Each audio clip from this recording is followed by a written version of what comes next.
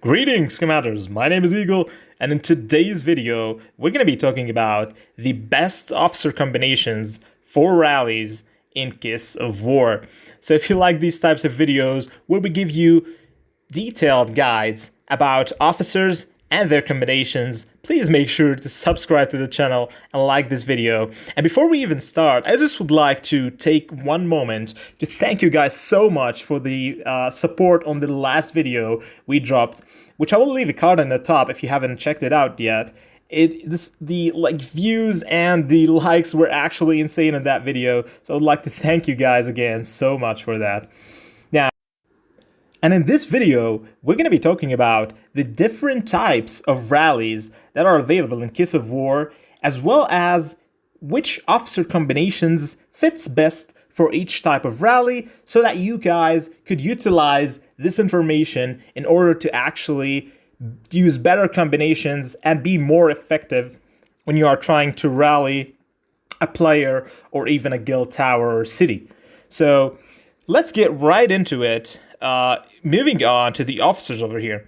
So for rallying technically anything related to construction, basically what you need is a siege talent tree, because a siege talent tree is basically the talent tree that is specialized for rallying bases, towers, forts, or even cities. This talent tree only exists in 3 officers in the game, which are Chloe over here, Riven, as well as Doreen. So these 3 officers have the siege talent tree, and now we will just go quickly through the talent tree just to show you guys what are the different combinations that we are looking at right now. So as you can see, I have Chloe right now on attack and general. This is because simply the server that we are in right now is at peace, and we are not doing any civil wars whatsoever in this server. So therefore, having her on siege would actually not benefit me at this point, because we're not actually trying to rally each other and attack each other on the server, rather than only doing that every 2 weeks in raiders, which I usually switch her talent tree to siege, so that I can actually benefit from that. So what you need to be looking at over here is, apart from the buffs that you gain from troop attack, troop health, and defense and attack, of course, you would gain the hail of bullets, which gives your troops 3% more damage dealt when you are attacking an enemy base. In addition to that, versatility over here gives your troops reduced 10% attack damage received or counter attack damage received, which is kind of huge when you're trying to attack a city. Moreover, this over here is actually pretty good, because when you upgrade tactical defense to level 5, it will reduce the skill damage taken by 10%, and over here you can have a chance to actually increase the enemy or the damage that the enemy troops are receiving by 10% as well. This one over here gives you, when you're attacking a building other than a player bases, so that means when you're attacking towers or cities or forts, all damage caused by your troops led is increased by 2%, and all damage taken is decreased by 0%. And this is because I haven't maxed it out yet. However, when you max it out, it will increase the damage taken, I do believe, by 10% and decrease the damage, increase the damage dealt by 10% and decrease the damage taken by 5%, I do believe. And then lastly, this one over here, which is Conquer, which is kind of a pretty cool thing, which will give you 2% troop attack, 2% troop defense, as well as 2% health increase. The siege tree, my thoughts about the siege tree is actually pretty good. However, as I said, as you can see, the siege tree over here focuses more on defense rather than pure offense. So if you want to get some more offense out of the siege tree, I would highly recommend going for attack as well after you finish the siege tree, reaching light speed shot, which increases the normal attack damage of your troops by 10%, which is huge. And then once you finish this one over here, go immediately for total assault, which will increase the damage dealt by 3% if you are doing mixed troops. So Chloe is actually a unique officer, and she's unlocked by two ways: either from the VIP packages, which you can get her from over here. I think she starts at VIP 10, or is it 9? Yeah, VIP 10. So VIP 10 up to VIP level 14, you will get her on packages, you will get her badges from these packages, and you can easily max her out from over here. I'm telling you, Chloe is actually an expensive officer, so if you are a whale that is trying to spend on the game, then Chloe would be a huge value for you because of the fact that her skills are actually pretty good. So the first one, it gives you a damage multiplier. It increases your damage dealt. It decreases the damage dealt to your units, and it increases the defense of your units by 25%, which is huge. Her second skill is actually unique because what you should be doing when you are trying to attack with Chloe is use 3 types of troops, which are tanks, anti-tanks, and infantry, so that you can actually benefit from this skill over here, in addition to this talent over here, the total assault talent.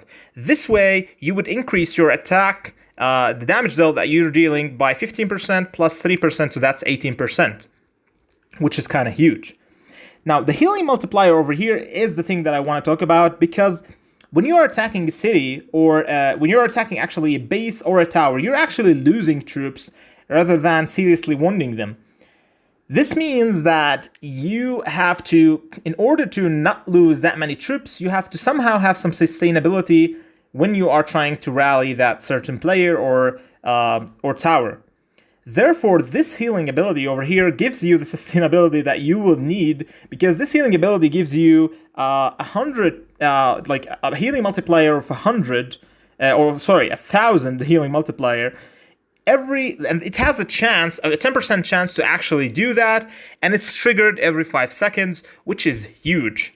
So when you're trying to actually upgrade Chloe's talents, I would definitely upgrade her first talent, go immediately to the third talent, max it out, then max out her second talent, and then her fourth talent at the end.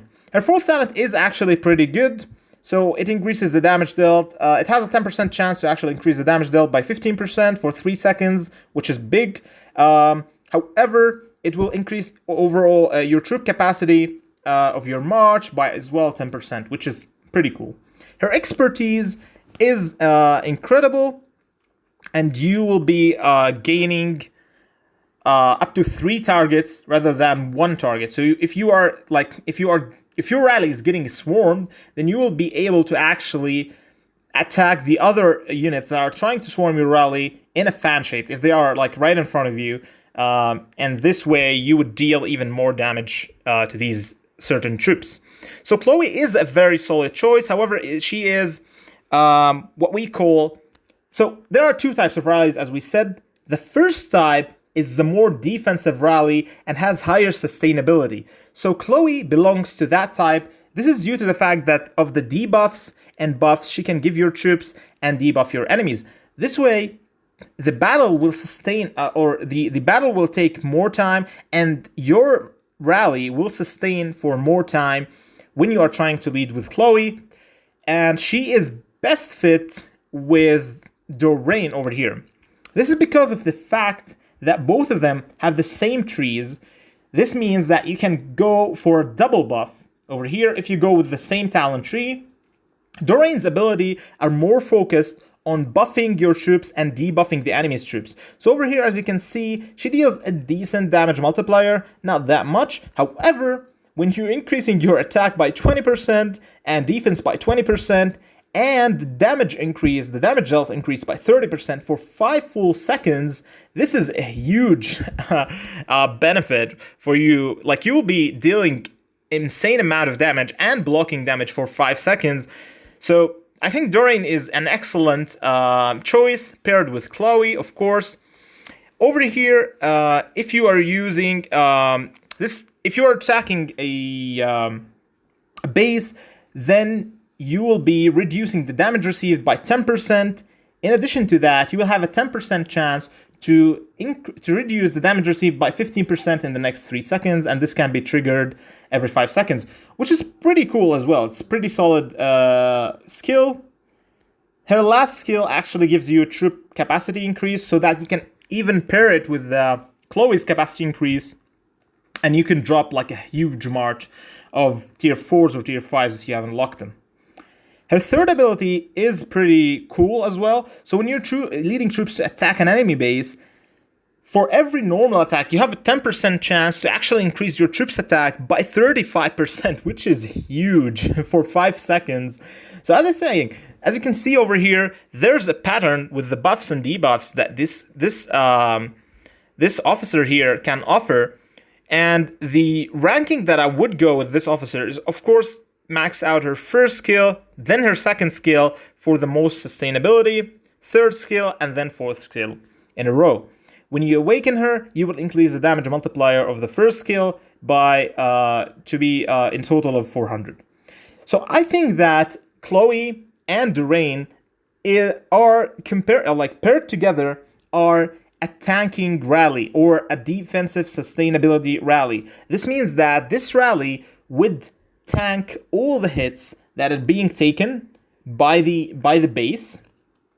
And what I think works best as well, if you are like a free-to-play player and don't have access to Chloe, then I would definitely go with Doreen and Riven over here. Riven is a pretty good, she's a pretty solid, I would say, choice if you are trying to, if you are like a free-to-play player or a free-to-play guild, I would say. However, I wouldn't highly recommend rallying with Riven, as her skills aren't really focused that much on rallying cities or buffing or debuffing. However, she's a pretty good infantry commander or officer. I don't think she is the best siege officer in the game, because simply she's just more infantry skill driven rather than attacking base driven. So I wouldn't use Riven unless you are like desperate to use and attack a base. Then as a free-to-play player, of course, then I would consider using Riven. However, otherwise I would just go with a Chloe and Doreen combo. And let's be honest, guys, like doing rallies normally so that you can actually lose the least amount of troops is usually done by whales, because simply they have more buffs and debuffs, the research is higher, they have a higher level Hall of War, so that the rally can actually fit more people, and therefore you would lose in total less troops. So this is why I think that leaving the rallies for players that have maxed out these two over here is much better than trying to actually rally yourself as a free-to-play player. I understand that kind of get frustrating a little bit. However, now I will give you another solution that you can actually do to rally as a free-to-play player, or even if you are a whale as well and wanting to deal more damage and don't know how to do that, well, I will tell you right now how to do that. So the second type of rallies that is out there are burst rallies or nuke rallies. So these types of rallies are more focused on dealing damage rather than sustaining more in the battle. Those types of rallies consist of officers that actually deal huge amounts of damage with their abilities. So for example, Catherine is a beast in bursting or nuking enemy bases. Like, for example, as you can see over here, when you awaken her, she deals like a huge amount of damage with that first skill of hers. In addition to that, she increases, she has like some nice abilities so you can actually increase your the damage taken, the enemies that are so take more damage. She is more tank based, however.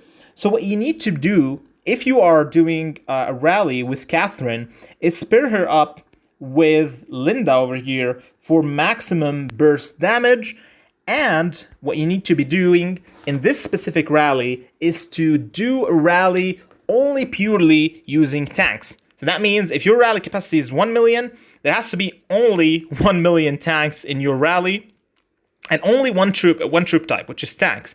Because These two over here should run on tank and skill talent trees, and they would do so much damage to that base. It would be insanely good. So if you, this is mainly, or this should be mainly your tank nuke rally. Now, one thing to mention about the defense rallies, before the nerf of the healing skills, Chloe and Evelyn were super effective in paired together when you're trying to rally. Evelyn put on the support infantry tree, maxing out the support first and then going to the infantry tree, was a pretty solid secondary officer choice paired with Chloe. However, right now, after the nerf of the healing abilities, that shouldn't be the best combination that I would go for, to be honest with you. I would more or less go for 2 rallies, or rally a player that is, for example, went rogue with 2 rallies. The first rally that should hit is a tanking rally or a sustainability rally, which consists of Chloe as main, Doreen as secondary. And the second rally should be either a tank march. Of course, you should always scout your enemies, and depending on their scouts, and depending on what their troops combinations in the base are. For example, if they are using more anti-tanks, then you should do an infantry nuke rally, and you should use commanders, for example, like Riven, Angelica, or even Lubna over here. Of course, these combinations can differ from time to time. My recommendation to you guys on the top 2 pairings, firstly for tanks would be Catherine and Linda. Secondly, for anti-tanks would be Lilith paired with Maria or Jessica. I would actually recommend more pairing Lilith with Maria due to the higher nuke damage.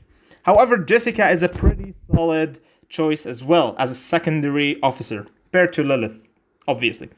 Now, Lilith is a great officer because of the amount of burst damage she can deal over small periods of time, and this actually helps a lot in taking out the enemy base even faster. So when you are trying to rally an enemy base or a city as 2 guilds, always remember that you need to be using 2 types of rallies. The first rally that hits has to be the sustainability rally, and the second rally that hits has to be at nuking rally.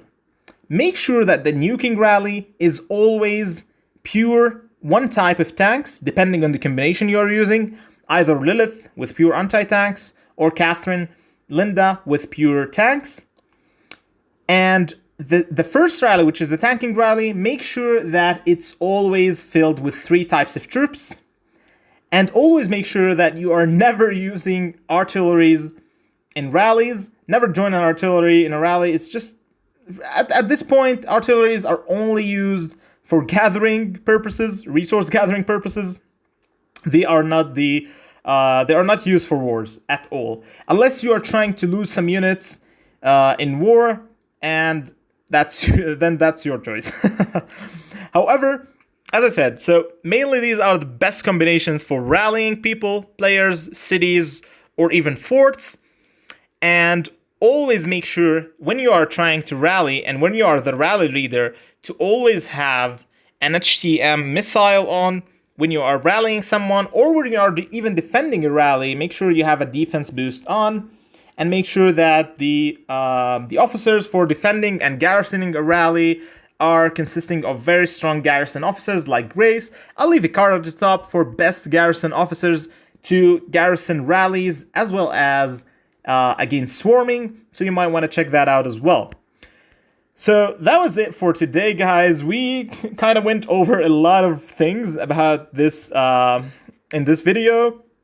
I hope you guys have learned the types of rallies that are different in the game, and made sure that you always utilize these types of rallies in order to maximize the amount of damage you're doing and minimize the amount of losses in the battle. Thank you guys so much for watching this video, and we will see you on the next one. Bye bye.